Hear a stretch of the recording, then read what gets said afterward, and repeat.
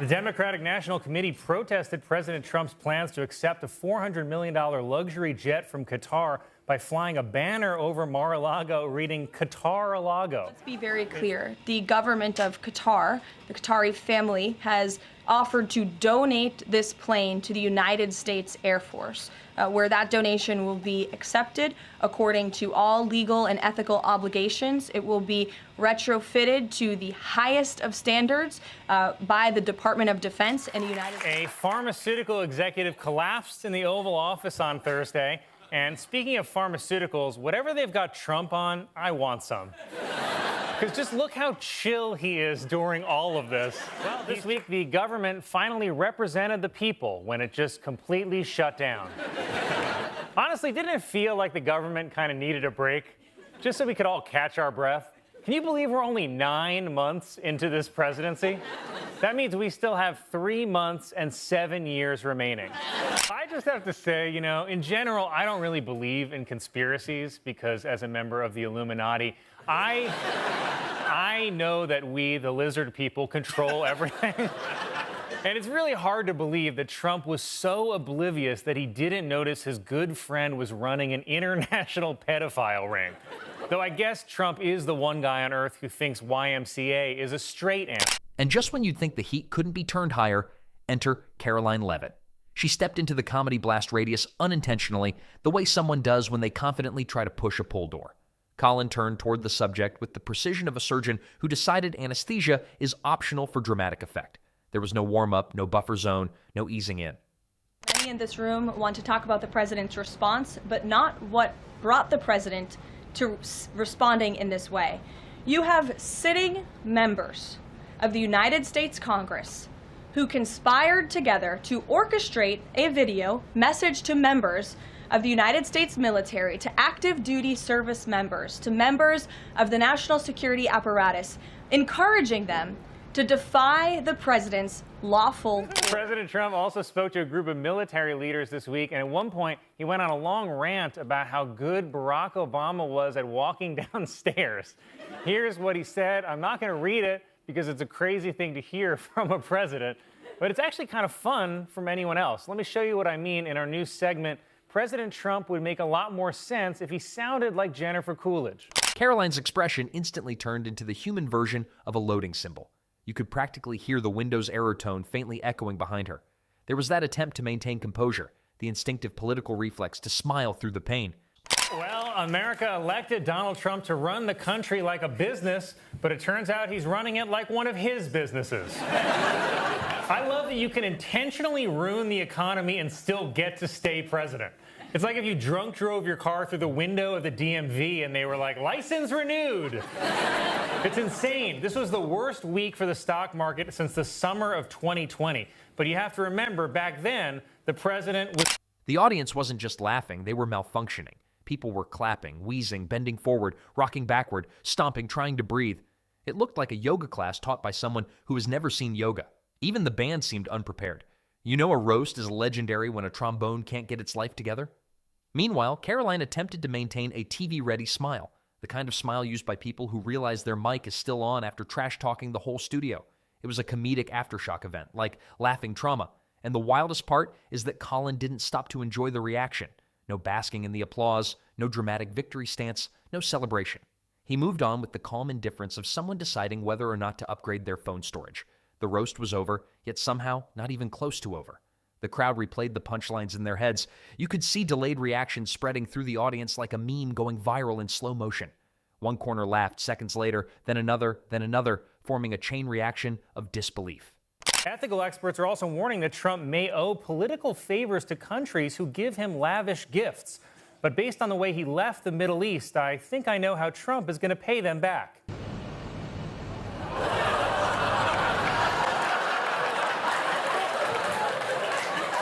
President Trump has signed an executive order giving refugee status to white people from South Africa.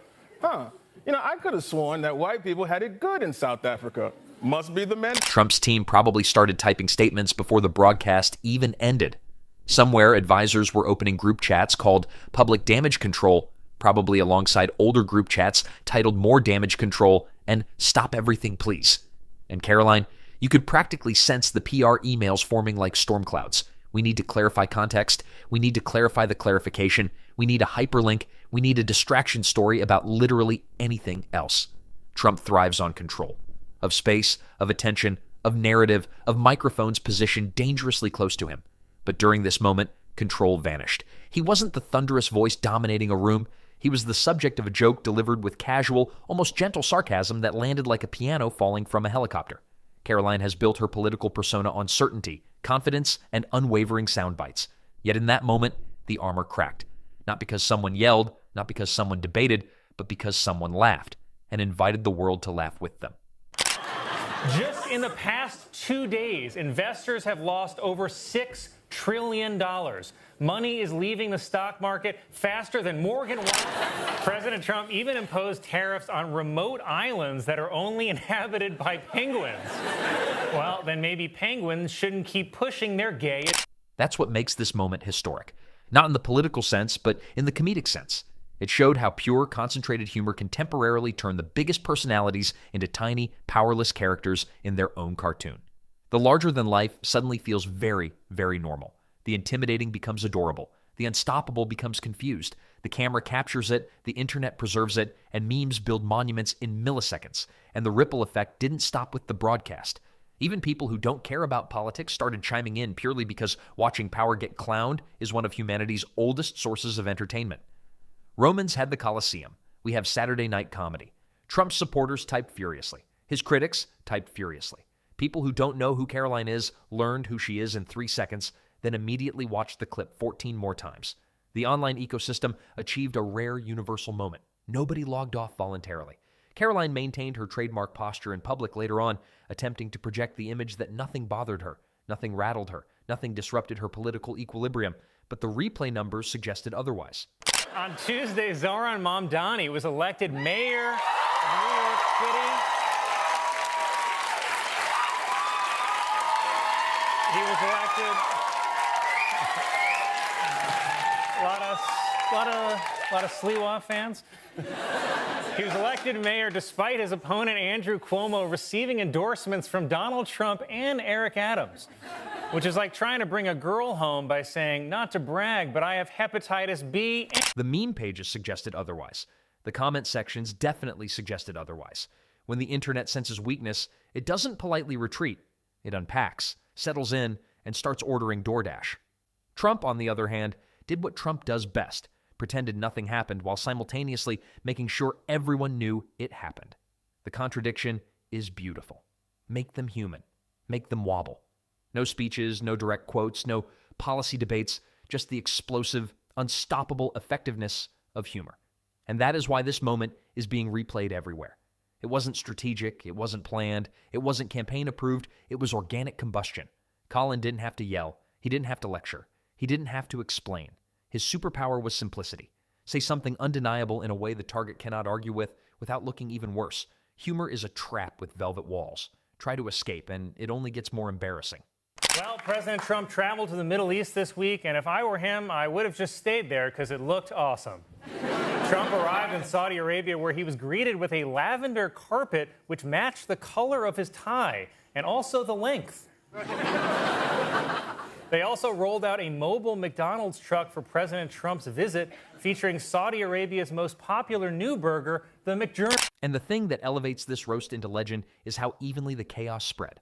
Trump, the political juggernaut with the gravity of an asteroid, was reduced to silent disbelief. Karoline, the rising personality built on confidence and punchy rhetoric, suddenly looked like she was rethinking her entire software update. It takes skill to get one political titan to stumble. It takes genius to hit two of them back-to-back without even raising your voice. After the show ended, the online battlefield raged on. Clips in HD, clips with subtitles, clips edited into animations, clips turned into TikTok musicals. People didn't just react, they curated, remixed, repackaged, and redistributed. And every reaction fueled another one. And that's the beautiful savage cycle of humor. Sometimes the most powerful figures on the planet get humbled not by scandal, not by investigations, not by elections, not by courts, but by jokes. Jokes that grip the audience, blow up the internet, and slice through ego faster than any headline ever could. Colin Jost didn't simply roast Trump and Karoline Leavitt. He reminded the world of something important. Politics isn't always about seriousness, strategy, or speeches. Sometimes it's about laughter. Uncontrollable, unstoppable laughter that makes the mighty look ridiculous and the ordinary feel powerful. And no matter how many statements, interviews, tweets, speeches, or press releases get launched after this moment, the comedy remains. Even if every trace of the broadcast is someday deleted, the internet has already immortalized it. Trump may move on, Karoline may move on, but meme history has claimed them forever. A prominent white nationalist has begun posting manifestos online. Oh, I'm sorry, that was the subheadline. The headline was, Donald Trump launches new blog.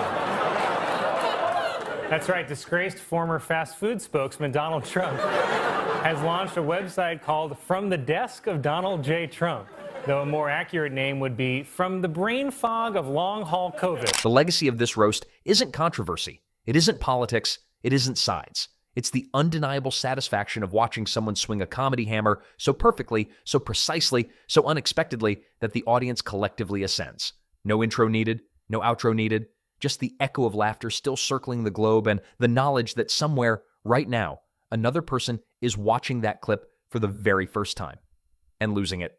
And the ripple isn't slowing down. Trump has likely moved on to louder stages and bigger spotlights, pretending the comedic meteor strike never landed. Karoline continues her marathon of confidence, insisting absolutely everything is under control, even though the internet is still replaying her expression like a looping GIF with endless stamina. But the beauty of this whole event is that it doesn't need their participation anymore. The audience took the wheel, the clip drove itself, and the meme factory worked unpaid overtime. Comedy hit the switch, the lights turned on, and the world watched two political titans become unwilling sitcom characters. The moment doesn't fade. It lingers, floats, glows, a reminder that sometimes the most unforgettable punch in politics doesn't come from power. It comes from laughter.